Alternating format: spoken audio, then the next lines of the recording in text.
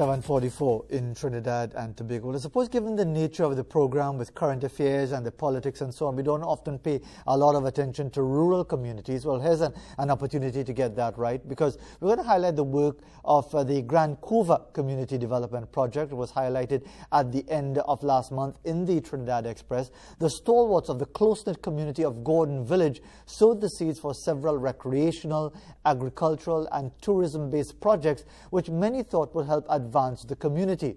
Well, as a result of the impact of COVID-19 and the loss of jobs, many believe that they had no choice but to bring the projects to light. The villagers immediately embarked on an agricultural project and sought the assistance of the Couva Tabaki Talparo Regional Corporation. And now joining us via Zoom to tell us more about how this project is going, how the collaboration is working with the regional corporation, we're joined by Tranel Ghani, who is the director of the Grand Couva Community Development Project, and Natalie London of the Couva Tabaki Talparo Regional Corporation. She is the local economic development officer. Good morning to you both. Thanks very much for joining us. If I could start with you, Mr. Ghani. I know you're out there in the field as we speak to you this morning.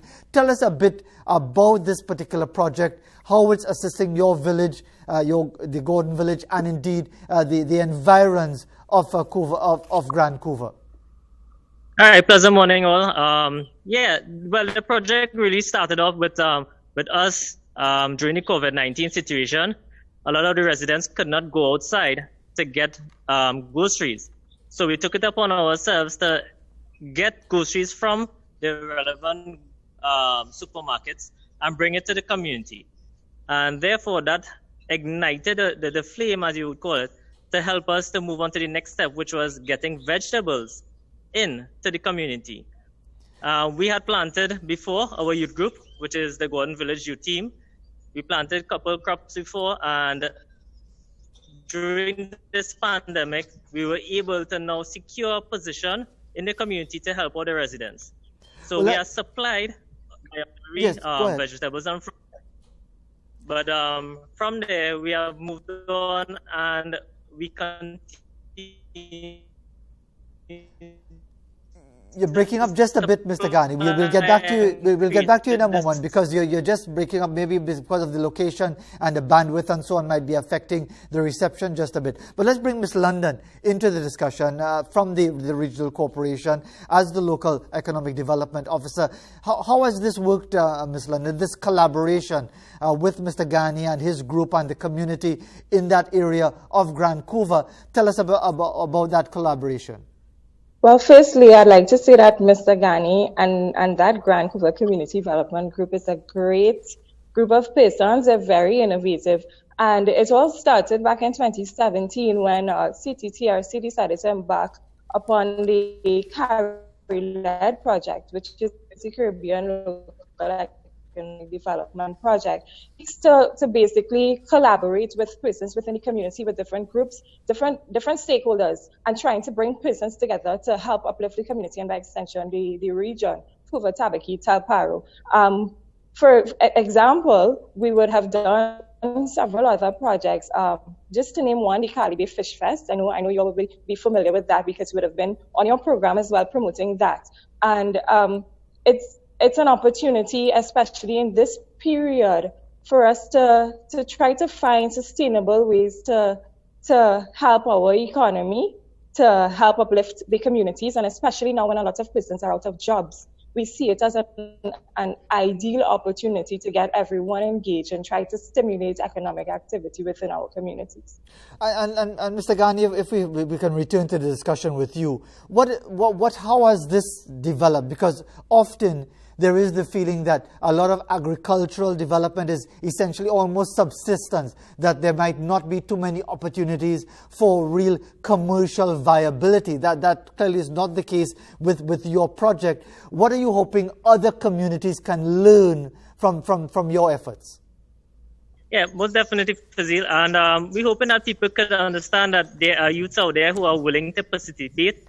A lot of residents within your community can also be self-sustainable, as in they could grow fruits and plant it as well and sell it to you all, and you all could have this whole economic structure within each community within Trinidad and Tobago. I mean, we have unlimited resources in youth, and our youth needs to be empowered. And talking about empowering those youth, I wish some of the youth wrong by me and El Socorro could be empowered to not teeth Mizaboka, which is the biggest challenge I face going into the second half of the year. But as far as that is concerned, tell me how you've been able to actually get the young people involved and to get them involved in productive activity where they're making an important contribution and also earning revenue. Well, that's good because we are such a well-knit community. The youths are really empowered through themselves. They understand the importance of growing vegetables, of having a garden, and having that push to be able to sell it, and having that understand, look, this could be an entrepreneurship that they could get into later on in life that could sustain them and their families and keep them out of trouble. So it was just a win-win for us. And Ms. London, from your point of view, is this something, as you've mentioned, this has been a collaboration that has been going on for some time. As far as the benefits, do you see this rolling out to other communities, not just in Kuva Tabaki, Talparo, but do you see this working in other communities under the purview of the regional corporation as well?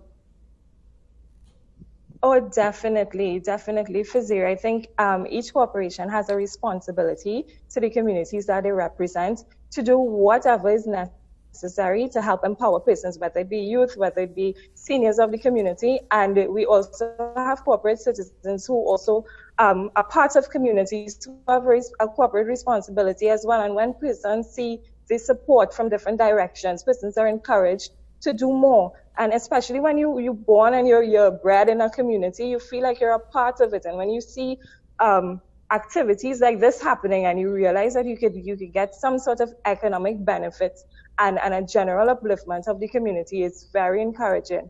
And I think this is not just something that, well, we would like to have it spread to other communities within our region, but I think it's a call for all corporations to do the same.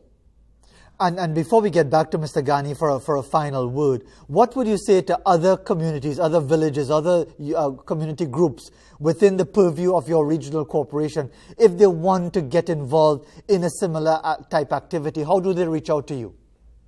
I can be reached at the corporation's telephone number, which is 636-3875. You just ask for the local economic development officer, or you can email us at cttrcomms@gov.tt. You can just call us and someone will directly call to our department and we will look at collaborating with you.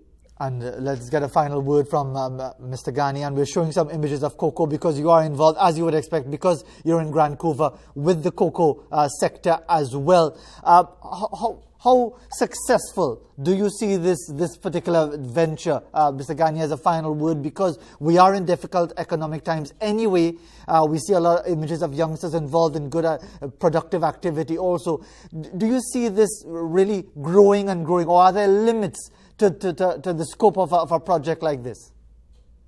Well, Fazil, I really don't think we have much limits, as you would say, because, with people like Ms. Natalie London and the CTTRC LED projects in different communities, we will be able to move on.